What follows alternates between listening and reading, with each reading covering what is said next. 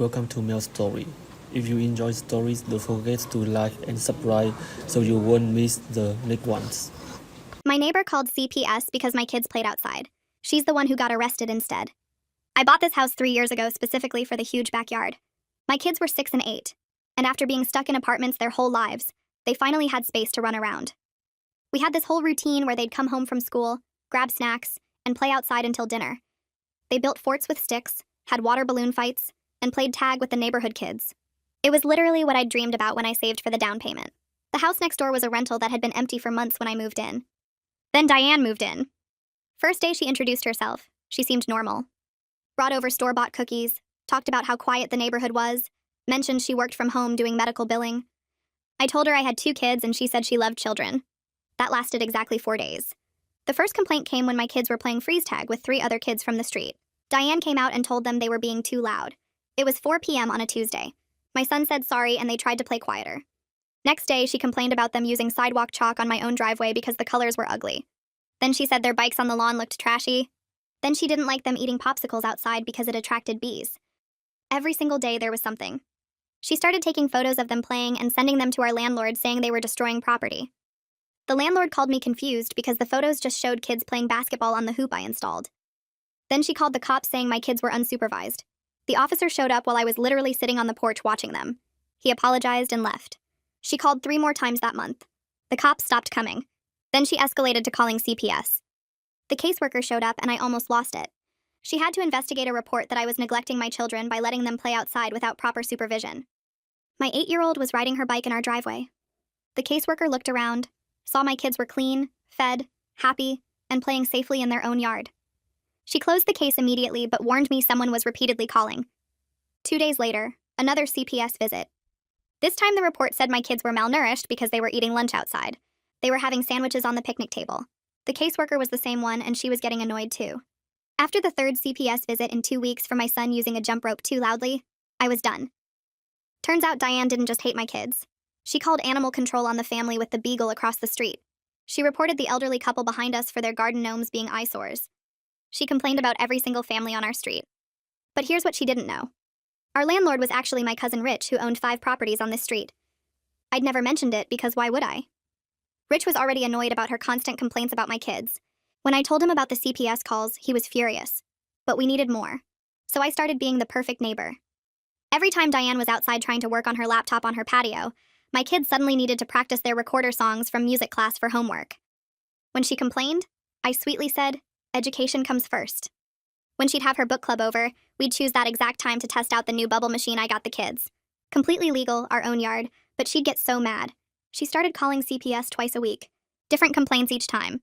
Kids were too dirty from playing. Kids were too clean, so I must be neglecting them emotionally. Kids were too happy, so something suspicious was happening. The caseworker started documenting everything as harassment. Then came the HOA meeting.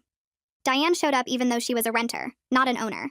She brought a whole presentation about implementing quiet hours from 3 p.m. to 8 p.m. for children.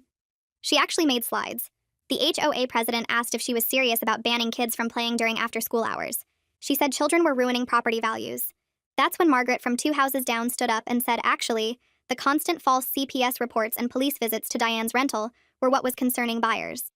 She knew because her sister had tried to buy the house for sale next to Diane, but backed out after seeing all the drama.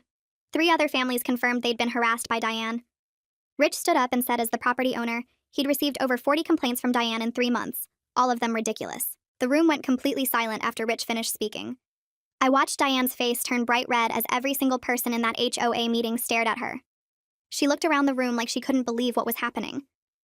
Valerie Hudson cleared her throat and shifted some papers on the table in front of her. She asked if anyone else had documentation of issues with Diane. Suddenly half the room was raising their hands with phones and papers. People were actually standing up to show they had stuff to share. I felt this wave of relief wash over me because I wasn't alone in this. Other families had been dealing with her too. Sebastian Romero stood up first. He pulled out this thick folder with printed emails. He explained that Diane had reported his beagle to animal control 6 times in just 2 months. The complaints were all about barking during normal daytime hours. He showed the emails to Valerie and she passed them around. The animal control officer had eventually told Sebastian they were closing all future complaints from Diane's address. They said it was harassment because the dog was completely normal and just barked sometimes like dogs do. Diane crossed her arms and stared at the wall. She wouldn't look at Sebastian or anyone else. Mark and Kathy Fowler went next. Kathy pulled out her phone and started showing photos of their garden gnomes. They've had those gnomes for like 15 years. Diane had claimed the gnomes broke neighborhood rules about ugly decorations. The Fowlers had certified letters that Diane sent them demanding they remove the gnomes from their own property. Mark explained that the HOA had already told Diane there were no restrictions on lawn decorations. But she kept complaining anyway and sent 3 more letters after the HOA said no. Kathy's hands were shaking a little as she held up her phone. You could tell this whole thing had really stressed them out. 3 more families stood up after that. Each one had similar stories about Diane's harassment over totally normal activities. One family showed photos of their kids riding bikes in their own driveway. Diane had complained that the bikes were too loud and left tire marks. Another family had documentation about a backyard barbecue they hosted. Diane called the police saying the smoke was a health hazard, even though they were just grilling burgers. Someone else had printed text messages where Diane complained about how they parked their car on their own driveway. She said the angle was ugly and made the street look bad. Valerie was taking notes on everything while Diane just sat there with her arms crossed. She refused to speak or defend herself. Her face was still red and she kept looking at the exit like she wanted to run out. Valerie put down her pen and looked directly at Diane. She announced that based on all the evidence presented, the HOA would not be implementing any special quiet hours. Furthermore, they were documenting this whole pattern of harassment for potential legal action if it continued. Diane suddenly stood up so fast her chair scraped across the floor. She called everyone terrible neighbors who didn't understand proper community standards. Then she grabbed her laptop and her presentation materials and stormed toward the door. People actually started clapping as she left. Not like mean clapping, but more like relieved clapping. The door slammed behind her and everyone kind of exhaled at the same time. After the meeting ended, Rich came over and pulled me aside. Sebastian and the Fowlers joined us near the back of the room. Rich explained that as Diane's landlord, he now had documented evidence of her harassing multiple neighbors. This violated her lease terms about being what he called a nuisance tenant. He said the lease had specific language about not disturbing other residents or creating problems in the neighborhood. With everything from tonight plus all his previous documentation, he had grounds to take action. Sebastian asked what that meant exactly. Rich said he was going to talk to his real estate attorney about starting the process to get her out. Rich scheduled a meeting with his lawyer for the next morning. I went home that night feeling hopeful for the first time in months. My kids were already asleep when I got back. I checked on them and they looked so peaceful. The next afternoon, Rich texted me while I was at work. His lawyer had confirmed that all the harassment documentation gave him solid grounds to end Diane's lease early. The attorney was already working on drafting a 30-day notice to vacate. Rich said the paperwork would be ready by the end of the week. A process server would deliver it to make sure everything was legal and official. I showed the text to my coworker and she actually hugged me. She'd been hearing about this whole mess for months. 2 days later, I was home making lunch when I saw a car pull up to Diane's house. A guy in business clothes got out holding an envelope. I moved to my kitchen window where I could see better. Diane was working on her patio like she always did. The process server walked up and handed her the envelope. She took it and he said something to her. She opened it right there and started reading. Her face went from confused to angry in about 5 seconds. She started yelling at the server guy, but he just walked back to his car. She was still yelling as he drove away. That evening, I found a note taped to my front door. It was from Diane. The note said this was all my fault and I had ruined her life. She called me a bad mother and said my kids were brats. I didn't even get upset. I just took photos of the note from every angle with my phone. Then I texted the photos to Rich and to the CPS caseworker. The caseworker responded within an hour saying she was adding this to her file. Diane's harassment actually got worse during her notice period. She called the police twice in 1 week, claiming my kids were on her property. Both times my kids were clearly playing in our own yard. I was right there watching them. The responding officers were the same ones who had come before for her other calls. They recognized me and looked tired when they got out of their car. One of them told Diane that filing false reports was illegal. He said they wouldn't respond to future calls from her address unless there was an actual emergency. Diane argued with them, but they just got back in their car and left. She stood on her patio glaring at my house for like an hour after that. 1 week into the 30-day notice period, I was inside making dinner. The kids were playing outside on their swing set in the backyard. I had the window open so I could hear them. Suddenly I heard screaming.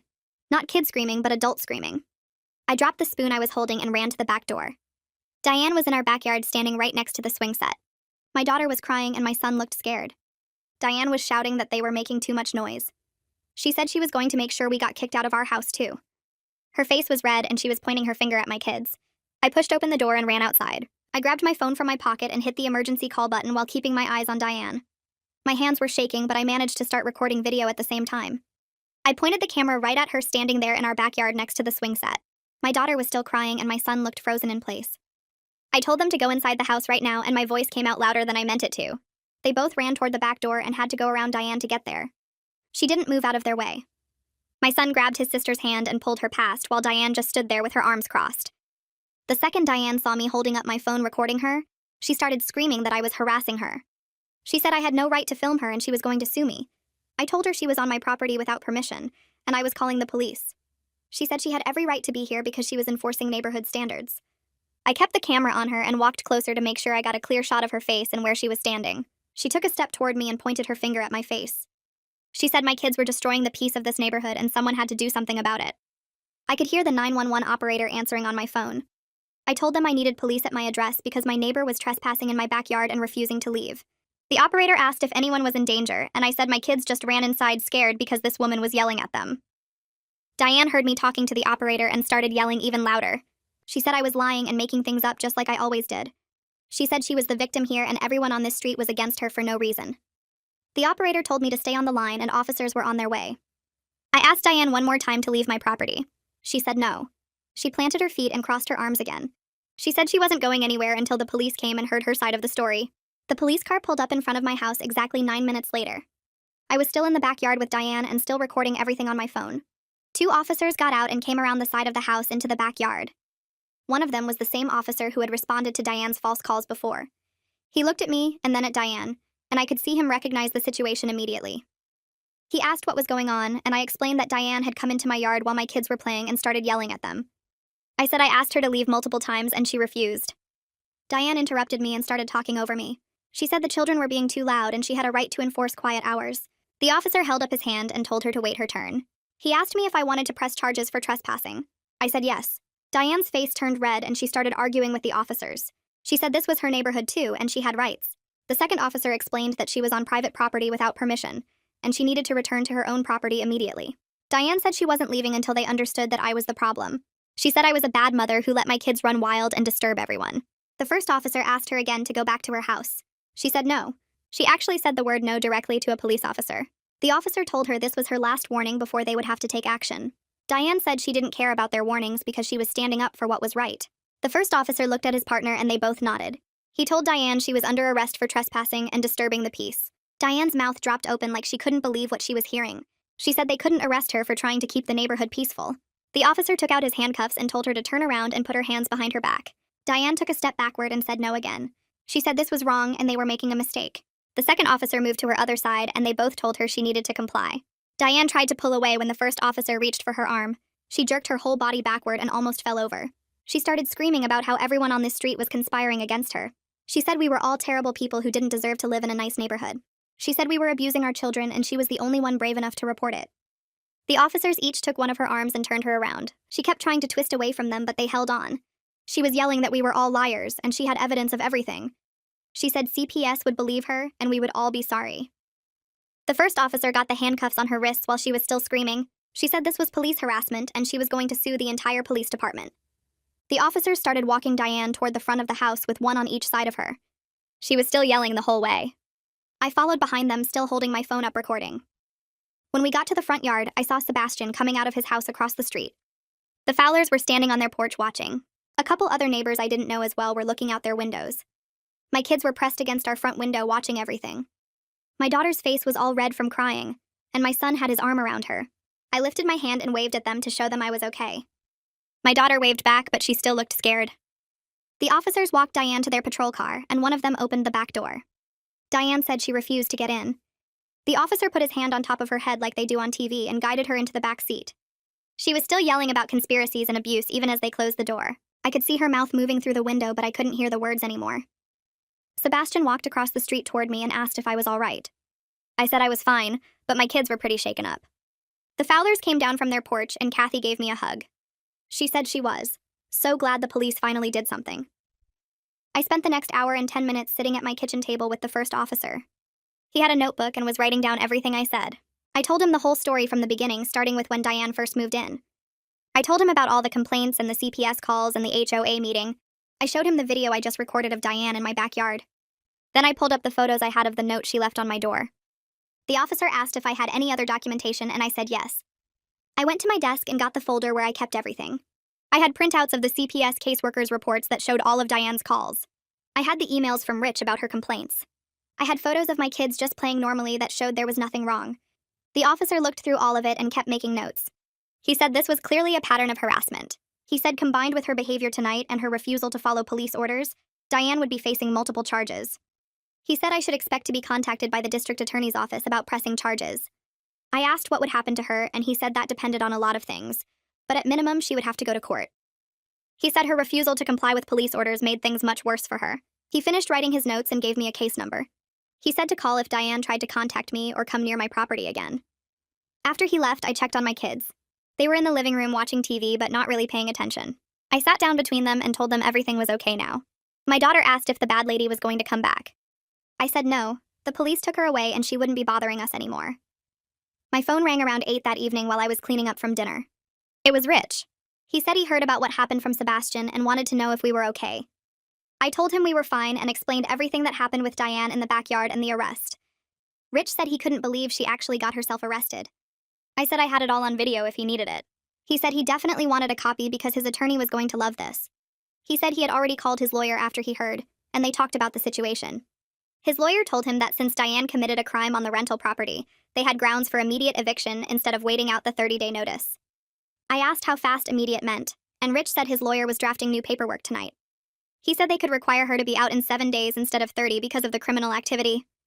I felt this huge wave of relief wash over me. Rich said his lawyer would have the papers ready by morning, and he would serve them himself to make sure it was done right. He said to expect Diane to lose it when she got the notice, but not to engage with her at all. He said to call the police immediately if she came near my property, or tried to contact me. I thanked him about 100 times, and he said this was long overdue. The next morning I was making breakfast when I saw Rich's truck pull up in front of Diane's house. It was around 9:30. I moved to the living room window where I could see better. Rich got out holding a manila envelope and walked up to Diane's front door. He knocked and waited. After about a minute, Diane opened the door. She was still in her bathrobe. Rich held out the envelope and said something I couldn't hear from my house. Diane took the envelope and opened it right there on her doorstep. I watched her pull out the papers and start reading. Her whole face changed as she read. She looked up at Rich and her mouth was moving fast. She looked angry and upset at the same time. She held up the papers and shook them at Rich. He just stood there calm with his hands in his pockets. Diane threw the papers on the ground right in front of him. She said something else and pointed at my house. Rich bent down and picked up the papers. He took out his phone and took a picture of the papers on the ground. Then he took a picture of Diane standing there. She screamed something at him and went back inside and slammed the door. Rich walked back to his truck and sat in the driver's seat for a minute doing something on his phone. Then he drove away. I texted him asking if he was okay, and he said yeah. She reacted exactly how he expected. He said he got photos of her throwing the notice on the ground, which his lawyer said was good evidence of her refusing to comply with the eviction. 2 days later, I was at work when my phone rang with a number I didn't recognize. I almost didn't answer, but something made me pick up. It was the CPS caseworker. She said she wanted to let me know that she was officially closing my case. I felt my whole body relax when she said that. She said she was putting a notation in the file that all the reports were malicious harassment by a neighbor who has since been arrested. She said this documentation would prevent anyone from taking future calls from Diane seriously if she tried to call again. She apologized for everything my family had to go through. She said she could tell from the first visit that the reports were false, but she still had to investigate each one. I told her I understood and I appreciated her documenting everything.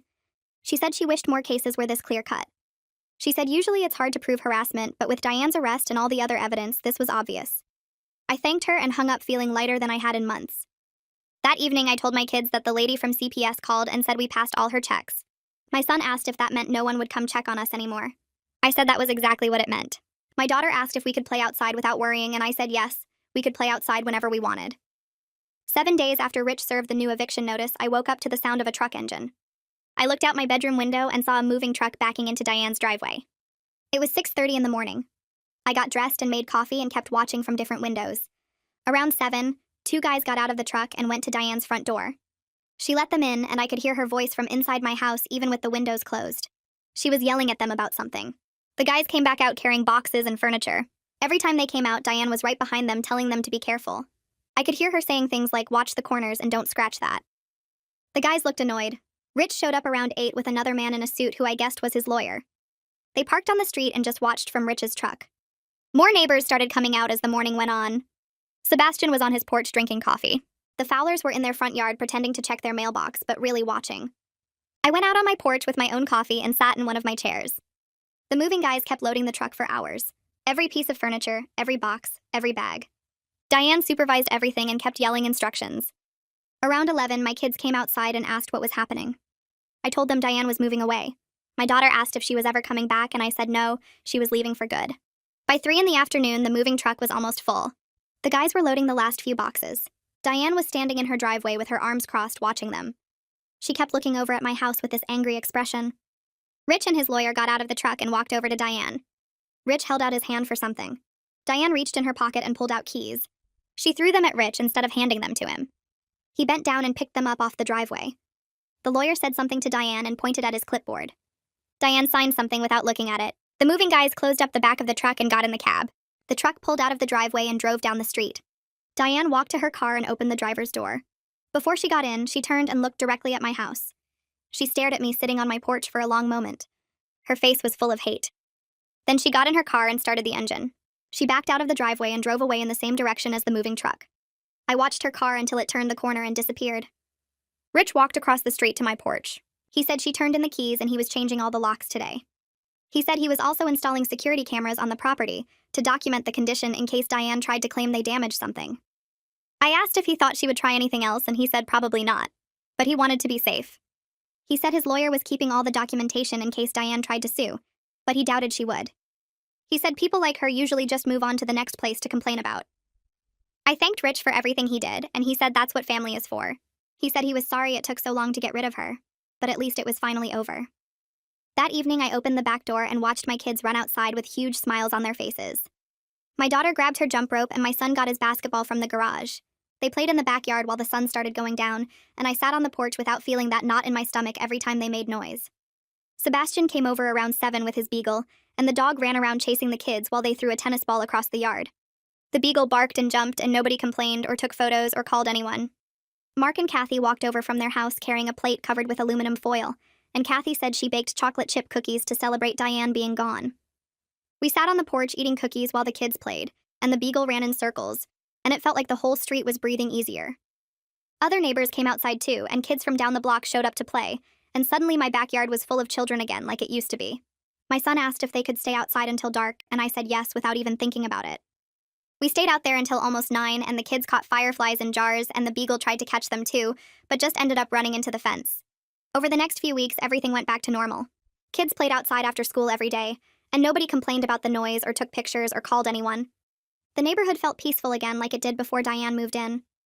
I could sit on my porch with coffee in the morning without worrying about what she would complain about that day. My kids rode their bikes in the driveway and used sidewalk chalk and ate popsicles outside, and nobody cared. Rich put a "for rent" sign in Diane's front yard, but this time he said he was being really careful about who he picked. He ran background checks on everyone who applied and called their previous landlords, and asked the neighbors what they thought before he made any decisions. He said he learned his lesson about just renting to anyone who had the money. The house sat empty for about 6 weeks while Rich looked for the right people. 2 months after Diane left, a moving truck showed up at her old house on a Saturday morning. A family got out of a car behind the truck, and they had 2 teenage daughters who looked around 15 and 17. The mom came over to my house that afternoon carrying a plate of brownies that were still warm. She said her name was Jennifer, and they were so excited to move into such a nice neighborhood with lots of families. I invited her in, and we talked for a while about the street and the schools, and she said her daughters were looking forward to having younger kids around to babysit. I told her welcome to the neighborhood, and I meant it. It felt good to have normal people living next door again. 6 months later, I was sitting on my porch on a Saturday afternoon watching my kids play tag in the yard with Jennifer's daughters. Sebastian's beagle was running around with them trying to figure out the game and barking every time someone got tagged. The sun was shining and kids were laughing and everything felt right. I thought about how close we came to letting one angry person ruin what we had here. Diane almost made me afraid to let my kids play in their own yard. She almost made me feel like a bad parent for letting them be normal kids. But we stood up to her as a neighborhood, and we got our peace back. My kids were happy and healthy and playing outside like they should be. The street was quiet except for normal kid noises. I learned that bullies only win if you let them, and sometimes the best thing you can do is stand together with your neighbors and refuse to back down.